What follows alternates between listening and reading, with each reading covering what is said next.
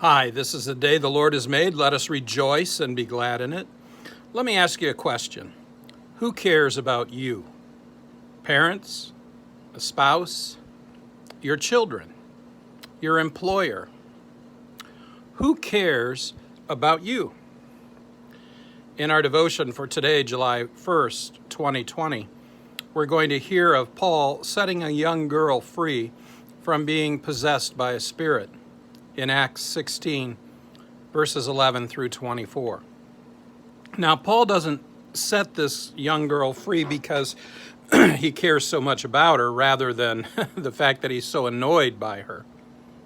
But still, she is set free in the name of Jesus, who does care about her, just as he cares about you and me.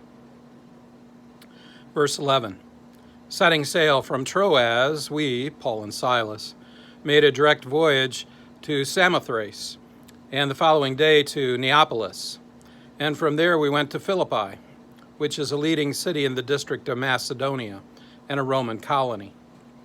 We remained in this city some days, and on the Sabbath day we went outside the gate to the riverside, where we supposed there was a place of prayer, and we sat down and spoke to the women who had come there.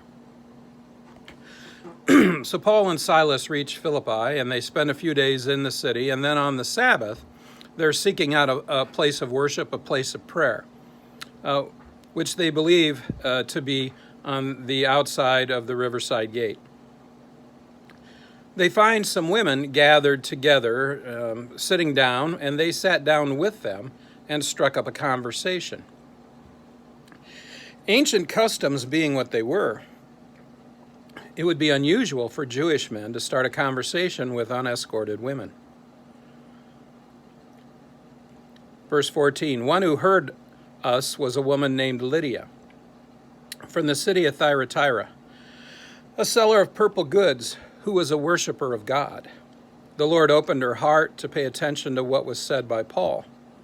And after she was baptized and her household as well, she urged us, saying, if you have judged me to be faithful to the Lord, come to my house and stay. And she prevailed upon us. Well, one of the women that was there was named Lydia, and she was from the city of Thyatira, not Philippi. And she sold purple dyed goods, clothing, etc. Purple was expensive. It was an expensive dye. And people who wore it were often royalty or wealthy. And the more purple you had, perhaps the greatest sign of your wealth or power. She listened to Paul and agreed to be baptized, and then she had her entire household baptized. She invited Paul and Silas to stay at her home. Hospitality, a wonderful thing. Verse 16 and following. As we were going to the place of prayer, we were met by a slave girl who had a spirit of divination and brought her owners much gain by fortune-telling. She followed Paul and us, crying out, these men are servants of the Most High God, who proclaim to you the way of salvation. And this she kept doing for many days. Paul, having become greatly annoyed, turned and said to the spirit, I command you in the name of Jesus Christ, come out of her. And it came out that very hour.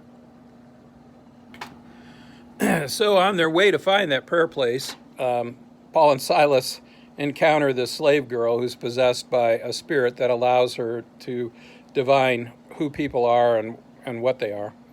And she kept shouting that Paul and Silas were servants of the Most High God, which was correct, and that they are proclaiming the way of salvation, which was also correct. And she did this to all those who was around, telling people. After several days of this, Paul got annoyed, as I know I would have gotten annoyed. And he commanded the spirit to come out of the slave girl. And the spirit did at that very hour. The name of Jesus continues to set people free from all kinds of bondage, like sin and guilt and shame and whatever other demons might be pestering them, holding them hostage.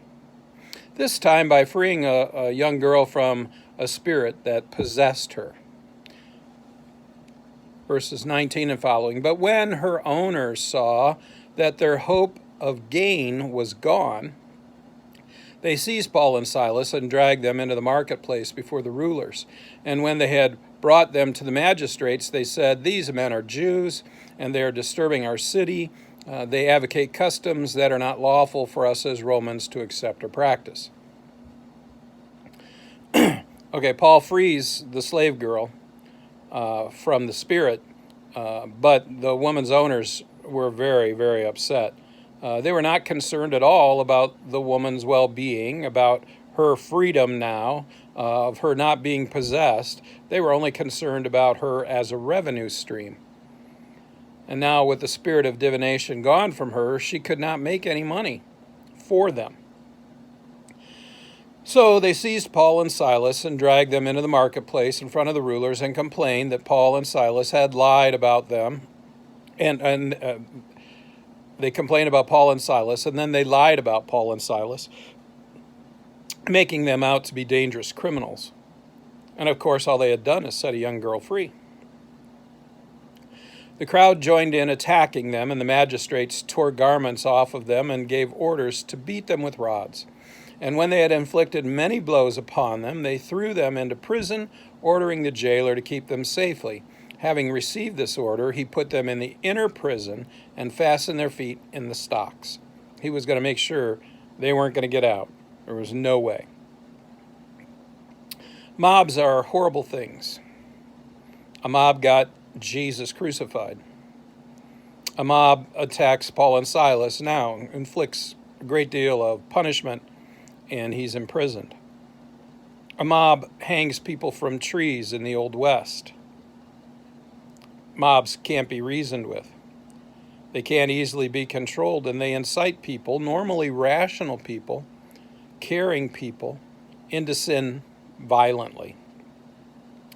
Look at our present-day protests, attacks on innocent people, destruction of businesses. Chaos and disorder strikes fear into the hearts of most people. The mob is a way to instill fear.